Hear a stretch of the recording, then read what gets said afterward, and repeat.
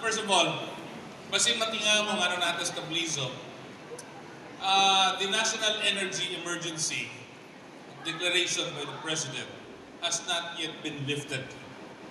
It has been mandated in that presidential proclamation that local government units should implement austerity measures. And that's why even up to today, leading to the 59th founding anniversary of the province of Davao del Sur, your provincial government has followed to the letter the mandate of the President. Mao nang nagdaginot gihapon kita, natadri karon. But just the same, that does not preclude the provincial government from conducting productive activities such as the job fair today, June 29, 2026. Magpaigayon gihapon ta o job fair kay basin may na lang. Naay mga government agencies dire na correct. Naay mga private companies correct. Basin katong mo qualify makabaton og trabaho. Importante kay magkaroon panahon na kay lisod ng panahon. Naminaw mo? Please put it in your minds. Ibutang yun sa inyong alimpatakan.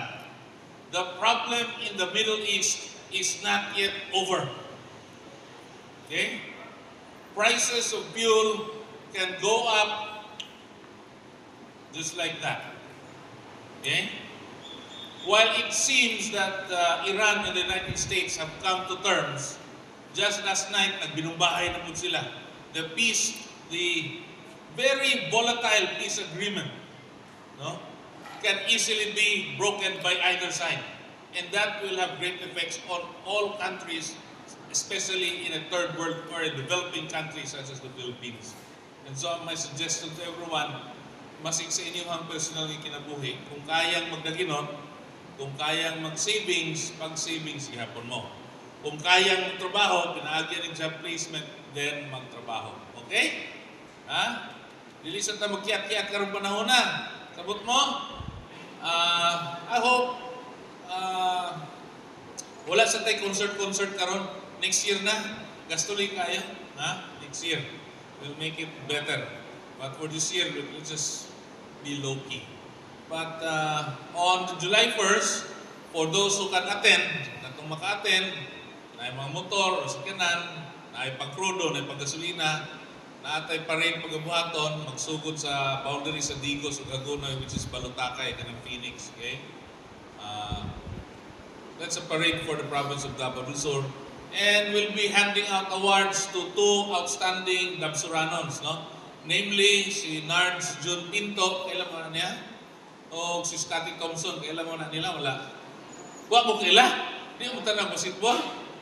They just won the recent championship of the Philippine Basketball Association, and Scotty Thompson was named MVP. And he is from Digos City, Davao del Sur. Si Nards Jan Pinto is from Barangay Kasuga in Magsaysay.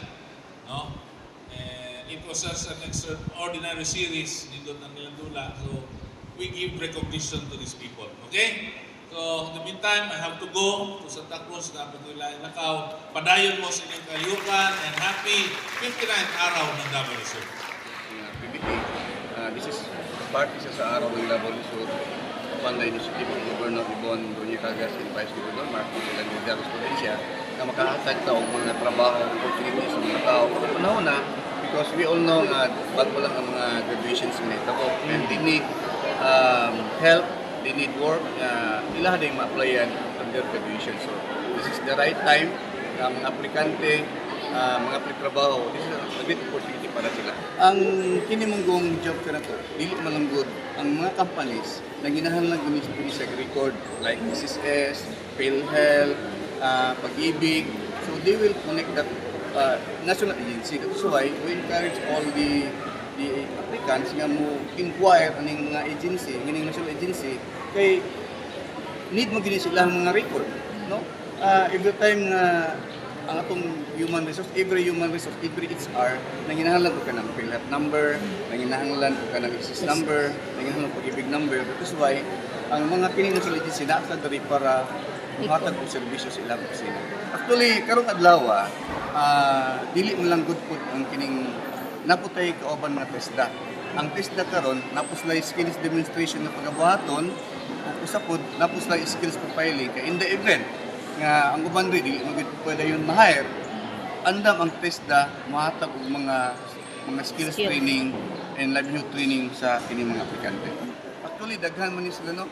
Dili na kumakritak sa, pero but most of the, I'm sure, nga daghan kayong ibang hire ka, always mag-isa ng pero kini mga department store.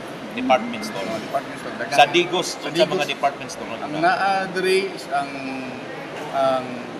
Grand Mall, ang G-Mall, ang kining, sa tawag ani, kining Pure Gold. Pure Sila, niya, kining, I don't know kung mahabot ang naay department store from Davao na maani karon dre. Supposedly, this job fair dito tani pagabuhaton sa Grand Monte. Number one, para aircon siya, bugnaw ang area, Oo. but considering man good nga dili na to matagna, no? Ug ginoon din man gud na ay mga pagpanglinog, pangpanguyog sa mga kayutaan. That is why number one pa rin ito is safety. Mutang nihangit po kay Governor Ibon and kay Vice Governor Mark na kung pwede this time atong ibalhin ang ato ang job fair considering ibinoon din itong mabalita nga naay mga linog ba, no? So delikado kayo ang stampede kung may tabo na siya. That's why we project nga it's better nga medyo infinite gamay ang atong venue kay safety mata compared sa pan nga dili matag na nga simbako. So salamat kayo no sa mga media persons sa atong mga kaila, mga amigo nga inyo nga ato kining mapaabot ang atong activity sa Katawan. Ang atong opisina sa Peso apan di mandate apan sa mandos tong gobernador nga will give opportunities sa Katawan sa WSO.